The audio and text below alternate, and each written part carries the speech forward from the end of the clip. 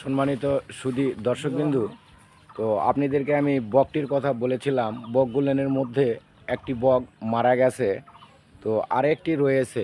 তো দর্শকবিন্দু, সেই বকের ভিডিওটি আপনারা দেখুন। তো আপনাদেরকে দেখাইতেছি।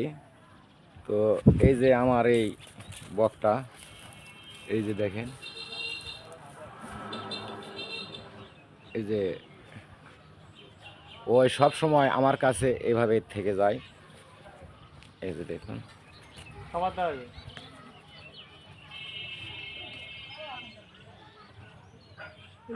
দর্শকবিন্দু, আমার এই বগের জন্য আপনারা সবাই যদি লাইক করেন, দেখি আমি এই বকটি পালতে পারি কি না।